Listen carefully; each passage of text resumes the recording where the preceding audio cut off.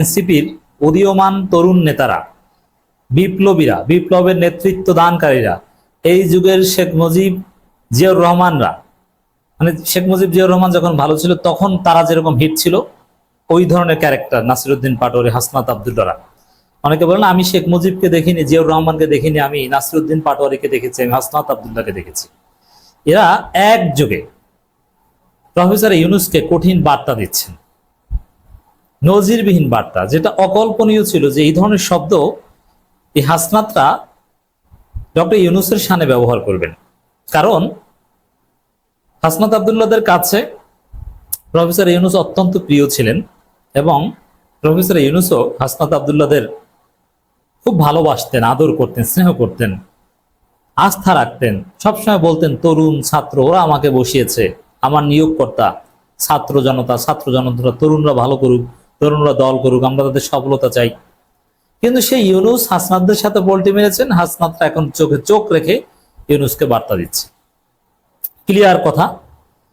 লন্ডনে গিয়ে সিজদা দিয়ে এসেছেন প্রধান উপদেষ্টা হাসনাত আব্দুল্লাহ। নাসিরউদ্দিন পাটোয়ারি বলেছেন প্রধান উপদেষ্টাকে লন্ডনে গিয়ে সিজদার মাধ্যমে নির্বাচনের ওহী পেয়েছেন। একই সুরে কথা। আবার তারেক রহমানকে আরো নানান বার্তা দিয়েছেন, সেটা আলোচনা করেছি, যে আপনাকে ওইরকম অনলাইনে আর বিদেশে পড়ে থাকতে হবে যদি ইতিহাস থেকে শিক্ষা না নেন। এবং হাসনাত বলেছে সিট দিয়ে আমাদের কেনা যাবে না। এর অর্থ হচ্ছে সিট দিয়ে হাসনাতদের কেনার চেষ্টা করা হচ্ছে, কিন্তু কেনা যাবে না, অফার দেয়া হচ্ছে। বিএনপি ডক্টর ইউনূস প্রযোজিত একটা পাতানো নির্বাচন আয়োজনের চেষ্টা চলছে ফেব্রুয়ারিতে। সেখানে এনসিপি কে সিট অফার করা হচ্ছে, তোমাদেরকে এই কোটা দেওয়া হবে 30টা, 28টা, 35টা, কি লাগবে, তোমরা প্রধান বিরোধী দল হও, বিএনপি কে ক্ষমতায় আনতে হবে না। ওরা বুঝে গেছে যে এবার বিরোধী দল বানাবে, কিন্তু পরে লাথি মেরে আমাদেরকে পুলিশ হত্যা মামলায় ফাঁসি দিয়ে দিবে। যেমন জিয়াউর রহমান 75-15 আগস্ট বিপ্লবীদের রাষ্ট্রদূত বানিয়েছিলেন, বিভিন্ন পোস্ট পজিশন দিয়েছিলেন, কিন্তু বিএনপি কিন্তু সেই বিপ্লবীদের, যেই বিপ্লবের মূল সুবিধাভোগী ছিল জিয়াউর রহমান, সেই বিএনপি ওই বিপ্লবীদের ফাঁসির বিরুদ্ধে একটা কথাও বলেনি। এমনকি তাদের লাশ ঠিকমতো দাফন করতে দেওয়া হয়নি, আওয়ামী লীগের লোকজন লাশ উপড়ে ফেলেছে, এরকম ঘটনা ঘটেছে, কিন্তু বিএনপি কিছু বলেনি।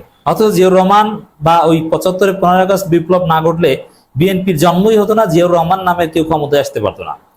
75-15 আগস্ট বিপ্লবের সুবিধাভোগী বিএনপি, জিয়াউর রহমানের জন্ম ওইভাবে, বিএনপির জন্ম ওইভাবে। এই জন্যই বিএনপির প্রতি শেখ হাসিনা ক্ষোভ ছিল, জিয়াউর রহমানের প্রতি প্রচন্ড ক্ষোভ ছিল।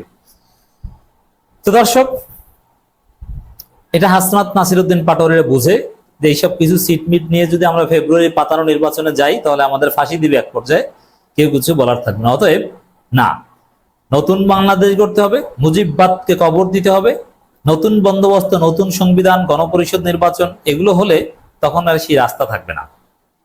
কারণ এই ভাগ বাটোয়ারা রাজনীতি, পর্দার অন্তরের রাজনীতি, এগুলো থাকলেই এ ধরনের বিপ্লবকে অস্বীকার করে এক পর্যায়ে ফাঁসি দেওয়া সম্ভব।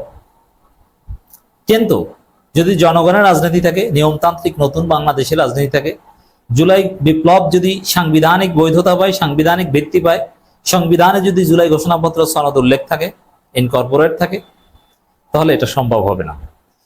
তো দর্শক, প্রধান উপদেষ্টার শানে এই কথা, লন্ডনে গিয়ে সিজদা দিয়ে ওহী নিয়ে এসেছেন, সেই ওহীর নির্বাচন হচ্ছে ফেব্রুয়ারি নির্বাচন। এর অর্থ হচ্ছে ফেব্রুয়ারি নির্বাচন পাতানো নির্বাচন, ফেব্রুয়ারি নির্বাচন বিএনপিকে ক্ষমতায় আনার নীল নকশা নির্বাচন। এর অর্থ হচ্ছে ফেব্রুয়ারি নির্বাচনকে লাথি মারি, ফেব্রুয়ারি নির্বাচন মানি না, ফেব্রুয়ারি নির্বাচন ভুয়া, অতএব ওটা ঠেকাও। নির্বাচন করার এত খায়েশ, গণপরিষদ নির্বাচন আয়োজন করেন। ক্লিয়ার কাট কথা। তাদের দর্শক, ফেব্রুয়ারি নির্বাচনের বিরুদ্ধে জামাত ইসলামী দাঁড়িয়ে গেছে, ইসলামী আন্দোলন বাংলাদেশ দাঁড়িয়ে গেছে, এনসিপি নাসিরউদ্দিন পাটোয়ারি, হাসনাত আব্দুল্লাহরা দাঁড়িয়ে গেছে। ডিজিএফআই যে কিছুটা দৌড়ঝাঁপ, যে ছোট ছোট দলগুলোকে ম্যানেজ করা বা এই ভাগ বাটোয়ারায় মধ্যস্থতা করা, না, এই জায়গায়ও হাসনাত নাসিরউদ্দিন পাটোয়ারিরা স্পষ্টভাবে দাঁড়িয়ে গেছে।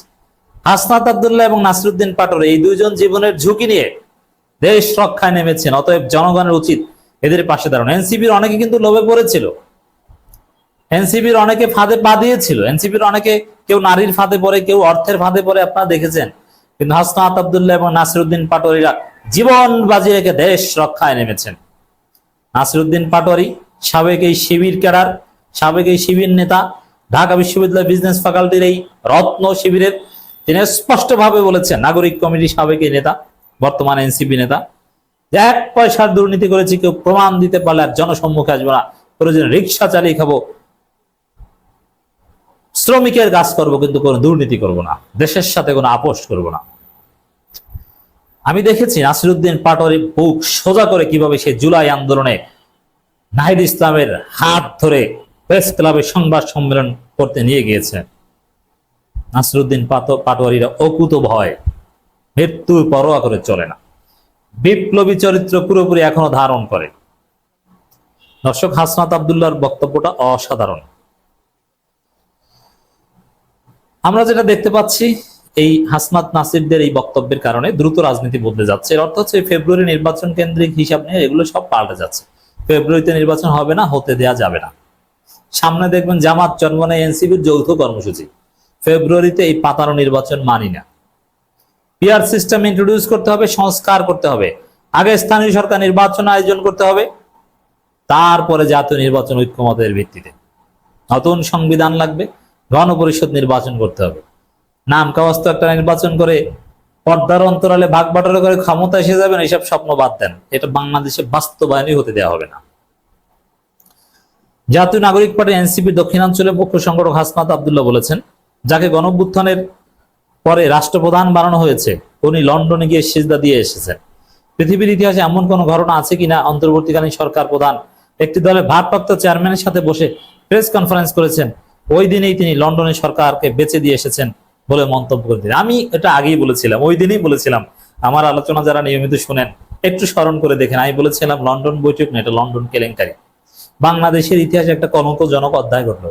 এই ঘটনা বাংলাদেশের ইতিহাসে একটা নেতিবাচক অধ্যায় হয়ে থাকবে। এখন দেখছেন দেশ বিক্রি করে দিয়ে আসছে। এর মানে ইউনূস বেঈমানি করেছে। ইউনূস বেঈমানি করেছে ভয়ে।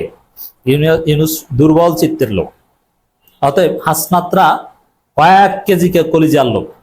ওরা হাসিনাকে ভয় পায়নি, ভারতকে ভয় পায়নি, সারা পৃথিবীকে ভয় পায় না।